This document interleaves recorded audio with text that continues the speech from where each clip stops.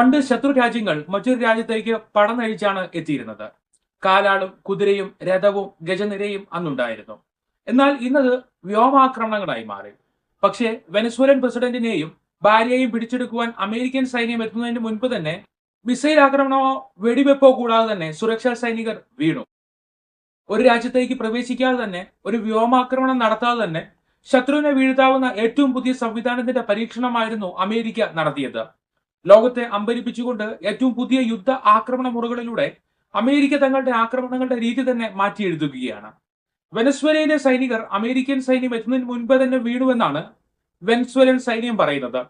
ഇത് ഏതോ അജ്ഞാത ആയുധ പ്രയോഗത്താലാണെന്ന് ഉറപ്പിക്കുമ്പോൾ ലോകം ഇന്നേ വരെ കണ്ടിട്ടില്ലാത്ത പുതിയ യുദ്ധതന്ത്രമാണ് അമേരിക്ക വെനസ്വേലയിലെ സൈനികർക്ക് നേരെ പ്രയോഗിച്ചതെന്ന സംശയവും ഉയരുന്നു.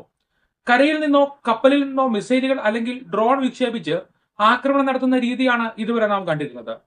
ഇത്തരം മിസൈൽ ആക്രമണങ്ങളിൽ രാജ്യത്തിന്റെ ഒരു ഭാഗം തന്നെ അഗ്നിക്കിരയാകുകയും സാധാരണ ജനങ്ങൾ കൊല്ലപ്പെടുകയും ചെയ്തിരുന്നു.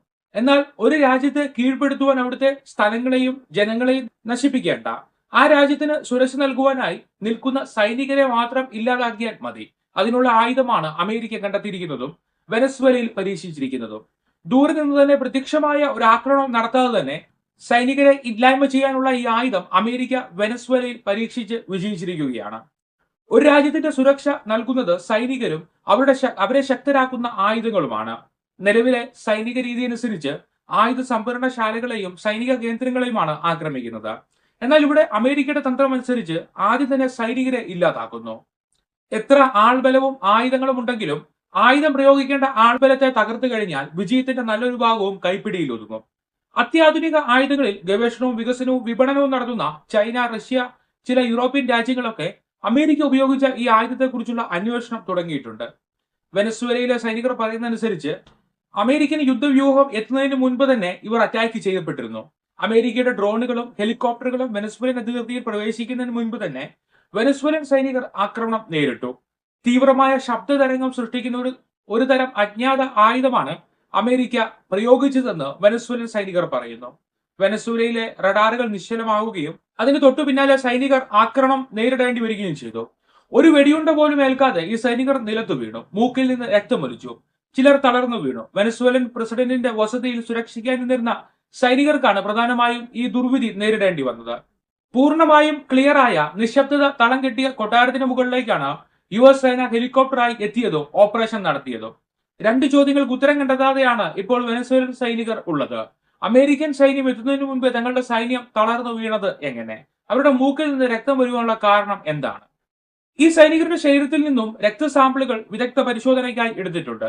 വിശദമായ പരിശോധനയിലൂടെ ഇവരുടെ ശരീരത്തിന് എന്താണ് സംഭവിച്ചതെന്ന് അറിയാനുള്ള ശ്രമത്തിലാണ് വെനസ്വേലൻ സൈനിക മേധാവികൾ. വെനസ്വേലയ്ക്ക് ഒപ്പം നിൽക്കുന്ന രാജ്യങ്ങളിലേക്കും ഈ സാമ്പിളുകൾ അയച്ചു കൊടുത്തിട്ടുണ്ട് എന്നാണ് സൂചന. പല റിപ്പോർട്ടുകൾ അടിസ്ഥാനമാക്കി പഠനം നടത്താനാണ് ശ്രമം. ഈ ഒരു കാര്യം കണ്ടെത്തുവാൻ ചൈന ഉൾപ്പെടെയുള്ള രാജ്യങ്ങൾക്ക് താല്പര്യവുമുണ്ട്.